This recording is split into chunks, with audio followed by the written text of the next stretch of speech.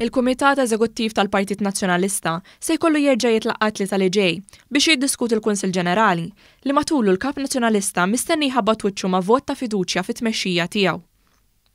It-talba biex l-Eżekuttiv jitlaqqa mill-ġdid għamilha l-President tal-Eżekuttiv il-ġdid tal-Partit Nazzjonalista, Elix Periċka Laxxone, li huwa qrib ħafna tal-fazzjoni Busuttil.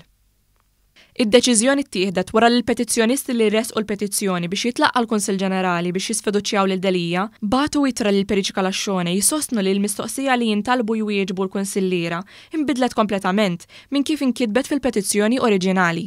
L-ex-President tal-Kunsill Mark Antony Sammutu Ivan Bartolo, ex-kandidat tal-partit, allegaw ukoll li l-lista ta' kunsilliera eliġibbli li jivvutaw ġiet ifriżata mid-data li fiha Delija sejjaħ Kunsill Ġenerali u mhux minn mindu tresqet il-petizzjoni.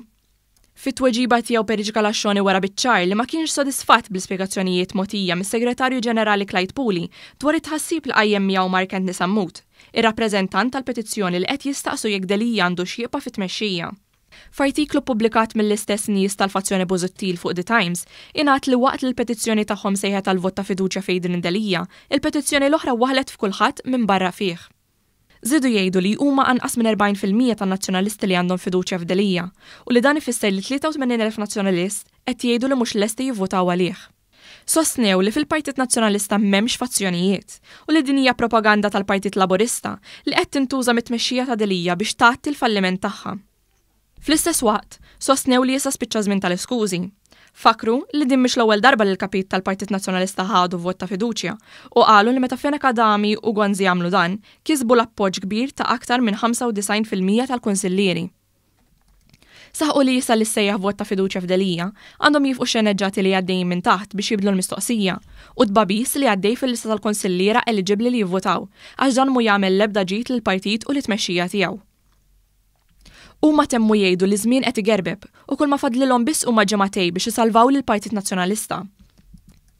Intant, iż-żewġ fazzjonijiet tal-partit spiċċaw jakkużaw lil xulxin b'manuvri antidemokratiċi, tant li l-Partit Nazzjonalista spiċċa jiddefendi lilu nnifsu mill-akkużi tal-fazzjoni Busuttil billi jgħid li se jibqa' jħoss il-valuri tad-demokrazija, is-saltna ta' dritt, il-ġustizzja u l-libertà tal-espressjoni.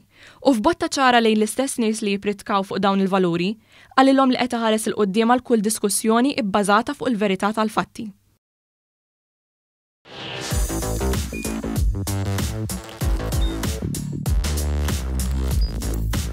Idħol fuq one.com.mt u hemmhekk tista' tara l-programmi kollha li jxandru fuq One permezz ta' One Play.